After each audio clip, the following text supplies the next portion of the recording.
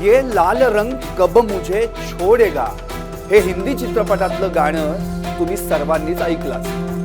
अखेरी इच्छा पूर्ण व्हायला तुकाराम मुंडेंना एफडीएचं आयुक्त व्हावं लागलं। तुकाराम मुंडे आले आणि खाद्यपदार्थांना लाल रंगानं सोडलं। अहो, खाद्यपदार्थ सोडा, विक्रेत्यांच्या चेहऱ्यावरचाही रंग उडाला, त्यांच्या चेहऱ्यावरचा मेकअपच उतरला। पाहुयात यावरचाच हा special report, Munde effect. Munde काय आले, जिलेबी, शेव, चिकन, शेजवान, बुड्ढी के बालही पांढरे झाले।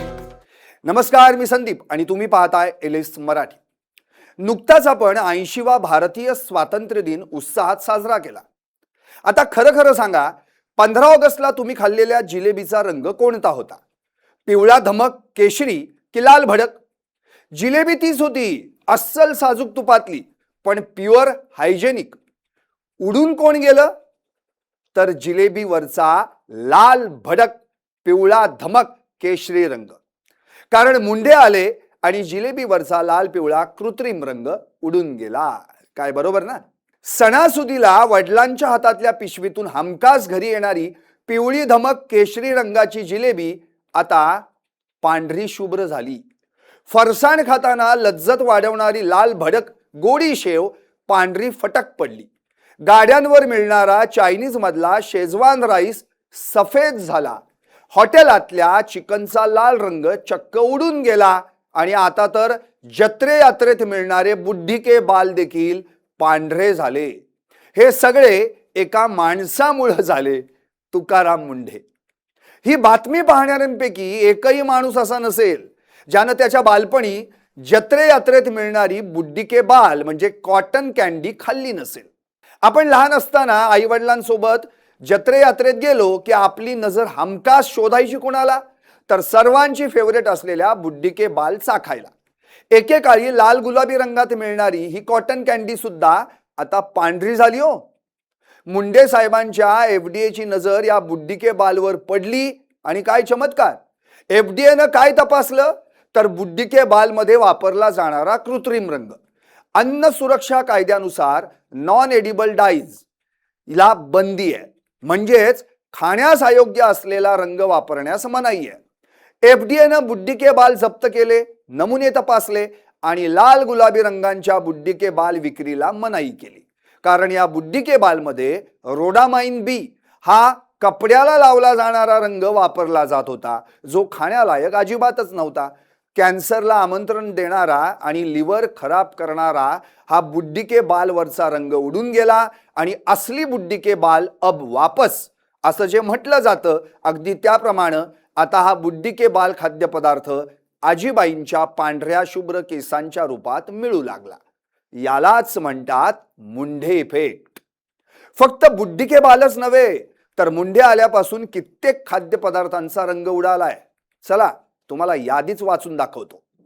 रंग उडालेल्या खाद्यपदार्थांची यादी। जिलेबी आधी होती पिवळी धमक केशरी, आता झाली फिक्कट पांढरी। आकर्षक दिसण्यासाठी वापरला जाणारा कृत्रिम रंग गेला उडून। गोडी शेव, बटाटा शेव आधी होती लाल भडक, आता झाली नैसर्गिक पांढरी। कारण तिखटपणा आणि रंग लपवायला वापरला जाणारा कृत्रिम लाल रंग गेला उडून। चायनीज शेजवान राईस नूडल्स आधी होता लाल भडक, आता झाला पांढरा फटक। कारण कमी दर्जाचा माल लपवायला वापरला जाणारा कृत्रिम रंग आणि अजिनोमोटो गेला उडून। खारी बेकरी बिस्किट आधी होती खरपूस भाजकी तपकिरी, आता झाली फिक्कट पांढरी। कारण कारामेल कलर आणि बेकिंगचा दिखावा गेला उडून। चिकन लॉलीपॉप, चिकन 65, तंदुरी आधी होतं भडक लाल, आता झालं नैसर्गिक गुलाबी। कारण खराब चिकन लपवायला वापरला जाणारा कृत्रिम रंग गेला उडून। शिरा, बासुंदी, श्रीखंड आधी होता केशरी पिवळा, आता झाला प्युअर पांढरा। कारण वापरला जाणारा कृत्रिम रंग गेला उडून। पाणीपुरीतलं हिरवं पाणी आधी होतं कृत्रिम हिरव्या रंगाचं पाणी, आता आला अस्सल पुदिन्याचा रंग। कारण वापरला जाणारा कृत्रिम रंग गेला उडून। मे 2026 पासून तुकाराम मुंडे एफडीएचे आयुक्त झाले आणि मुंडे स्टाईलनं कारवाई सुरू झाली। नियम मोडला की नोटीस नाही, सरळ परवानाच उडाला।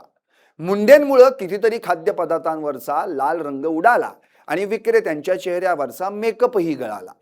मे 2026 पासून ते आज अखेर काय काय केलं मुंडे साहेबांनी सांगतो. 3137 आस्थापनांची तपासणी केली. जिथं चुकीचं आढळलं, नियमांचं उल्लंघन झाल्याचं दिसून आलं, अशा 165 आस्थापनांचे परवाने निलंबित केले. 55,72,00,000 रुपये किमतीचे आणि 28,66,00,000 किलो भेसळयुक्त अन्नपदार्थ जप्त केले. 15,11,00,000 रुपये किमतीचा गुटखा पान मसाला जप्त केला. 701 जणांना अटक केली. इतकंच नव्हे तर दूध डेअरी असलेल्या 487 ठिकाणी तपासणी केली. 33 दूध डेअरींचे लायसन्स गेले. त्यामुळेच तर आता सर्वच हॉटेलवाल्यांनी स्वच्छता मोहीम सुरू केली आहे. एकूणच काय तर आता लोकच म्हणायला लागलेत, बाहेरचं खाणं बंद केलं, आता घरचं जेवायला लागलोय. कारण लोकांनाही पटायला लागलंय, रंग नको, आरोग्य हवं. यालाच म्हणतात मुंडे इफेक्ट.